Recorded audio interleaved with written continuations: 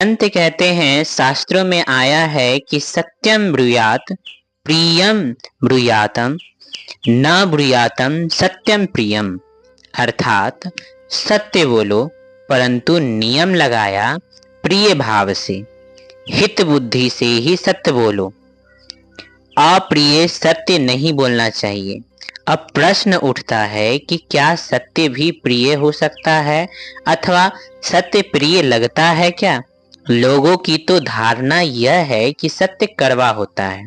जिनको सत्य बोलने की आदत सी होती है वे स्वयं अपने विषय में कहते हैं कि मैं कड़वा बोलता हूँ पर खरा बोलता हूँ। लगता भी ऐसा ही है कि सच बोलने वाले का चेहरा तमतमाया, वाणी तीखी, आंखें तिरछी, सीना तना हुआ होता है, जबकि झूठ बोलने वाला विनम्र सा, सरल सा, दुनिया भर की मिठास से मानो शब्द को डुबोकर बोल रहा हो। तब क्या सच में सत्य कड़वा होता है? बिल्कुल नहीं। सत्य से बढ़कर मधुर, हितकारक, सुंदर कोई हो ही नहीं सकता।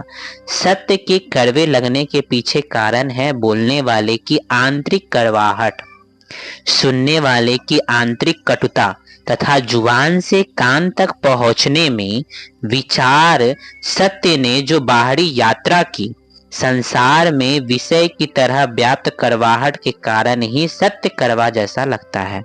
मतलब बोलने वाले के अंदर जो अवगुण है, जो कड़वाहट भरा हुआ है, उसके कारण ही सत्य कड़वा लगता है। ठीक है, बाकी सत्य सबसे मधुर है।